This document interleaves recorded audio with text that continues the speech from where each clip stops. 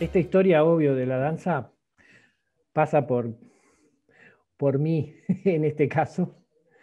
Este, y en los hechos, o sea, que son mis memorias, ¿no? Algunas de esas memorias y encuentros compartí con otro grupo cuando salimos en realidad a ver qué era la danza, ¿no?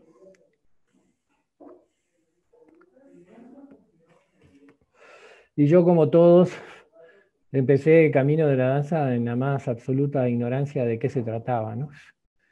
Salí de los 7 días de búsqueda, que fue para mí una búsqueda memorable, un antes y un después, porque literalmente me morí en el círculo y el Gran Espíritu me regaló un repaso de toda mi vida. Fue la primera vez que me encontré cara a cara con el Gran Espíritu y supe que de verdad existía, porque cuando sentí que me moría fue la primera vez que recé de verdad. Antes había negociado.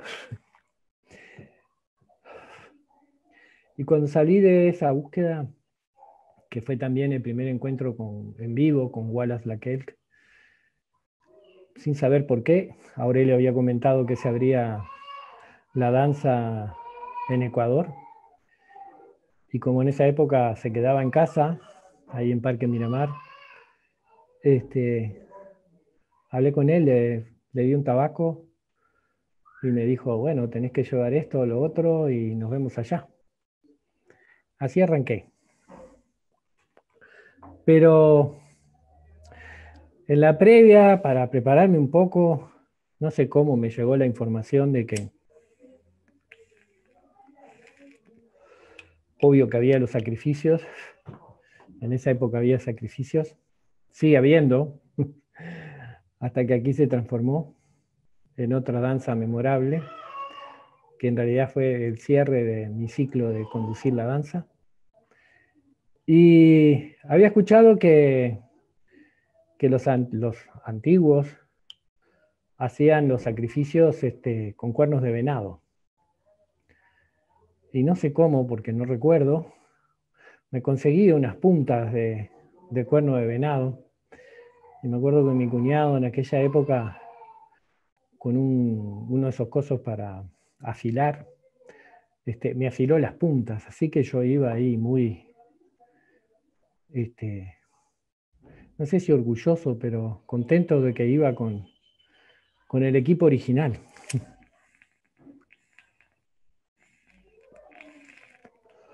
Y cuando llegué a Ecuador y después estaba allá, vi que todos lo hacían con unos palitos de chonta que son finitos. Y dije, ay, ¿en qué historia me metí con esto, no? Pero bueno, el viaje a Ecuador fue épico.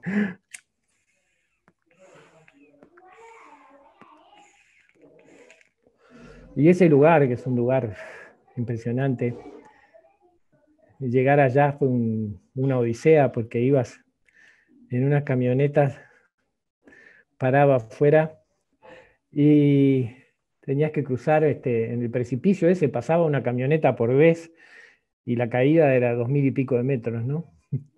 Y en algunos pedazos que se había caído la piedra, había unos puentecillos de madera que vos decías, por favor, que los puentes aguanten. Y todas las noches llovía y de día no llovía.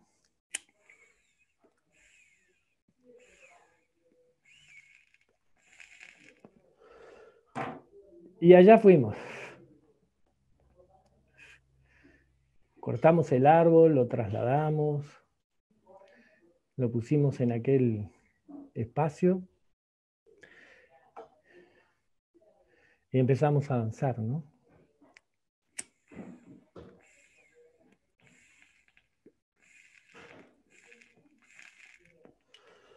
Y recuerdo que de noche hacía mucho frío y creo que al segundo día Aurelio pidió que la gente se quedara en el refugio. Y el refugio hacía que no era un refugio que nos cubriera de la lluvia, así que algunas noches pasamos tapados y mojados hasta el otro día, ¿no?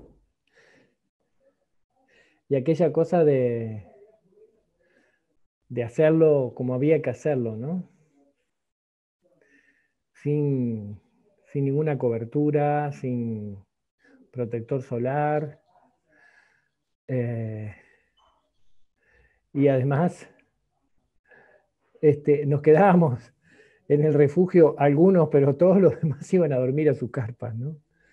Este sentido del sacrificio, del esfuerzo, de la batalla, de cómo empezó la danza en realidad, que es una danza que levantaron en realidad no hace tanto tiempo, en tiempos de Nick Blakelk, cuando empezó toda la conquista del oeste y la danza tenía el sentido de fortalecer a los guerreros para poder enfrentar la batalla y el esfuerzo por tratar de salvar su cultura, ¿no?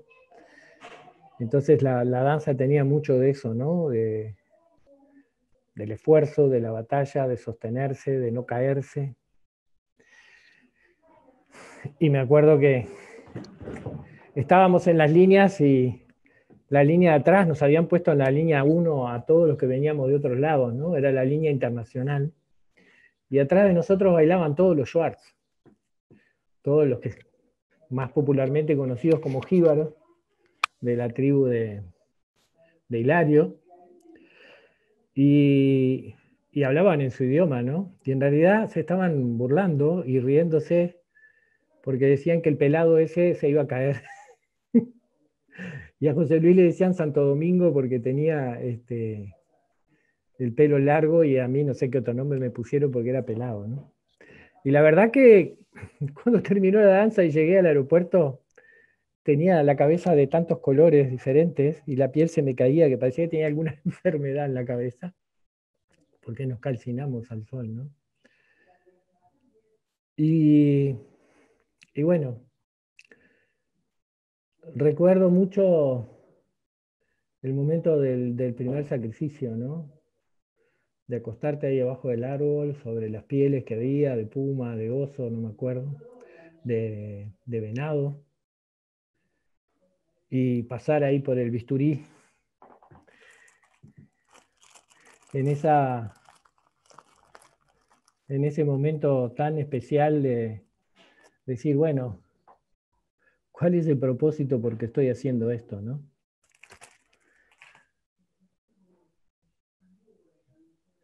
Más allá del entusiasmo de haber encontrado un camino espiritual en el que me sentía tan bien, en el que había recibido todas esas bendiciones de la búsqueda,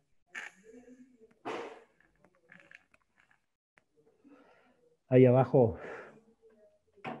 del árbol, buscando profundamente cuál era el sentido de mi presencia en ese lugar, ¿no? Y el círculo de la danza terminaba al borde del precipicio, ¿no? Podías estar danzando ahí y veías los cóndores y los nidos de los cóndores más abajo de donde estábamos nosotros. El tercer día, que como todos saben es el día del poder, el día de la mayor parte o de una parte muy importante de los sacrificios, donde en realidad se danza en círculo al árbol y ahí los líderes de cada línea van llevando al lugar de sacrificio a los que están para ser sacrificados, ¿no? Es un día muy duro y hay que estar sosteniendo afuera del círculo horas y horas hasta que pasen todos, ¿no? Bueno, después que pasás vos por el sacrificio, te sube toda la energía, ¿no? Ese momento de entrega absoluta que es absolutamente imposible de transmitir, como una especie de salto a la eternidad, ¿no? Y me acuerdo que en el intervalo, en unos intervalos al mediodía, con aquel calor impresionante, la dueña del lugar donde lo hacíamos cumplía años, entonces le pidió a Aurelio que nos dieran ensalada de fruta.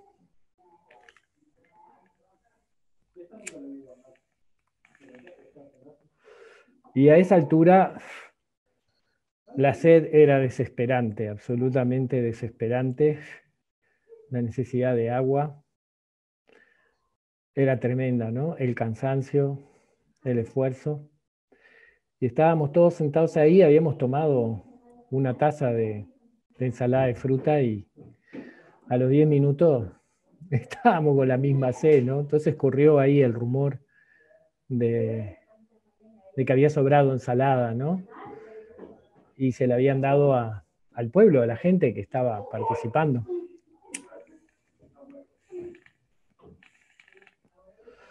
De ahí nos pusimos a hablar, ¿no? Entre los danzantes y, bueno, pero ¿cómo era eso que le estaban dando la ensalada de fruta a la gente que no estaba haciendo el sacrificio ni el esfuerzo de sostenerse? Y a ver si nos daban la ensalada de fruta a nosotros, que de última éramos los danzantes y bueno, los importantes y todo lo demás, ¿no? Toda esa historia. Y el Aurelio estaba sentado ahí cerca y se dio vuelta, me miró y me dijo, nosotros estamos danzando aquí por nuestra gente, en realidad lo que tendríamos que hacer es devolver, vomitar todo lo que tomamos y dárselo a ellos, porque es por ellos que danzamos, ¿no? ¡Wow!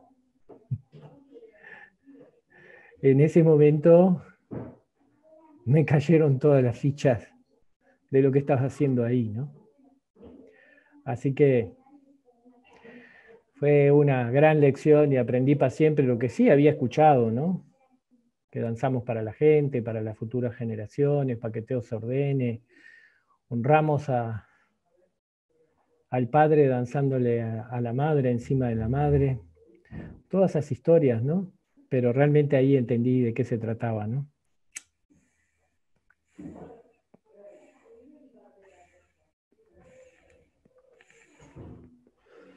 Así que ahí empezó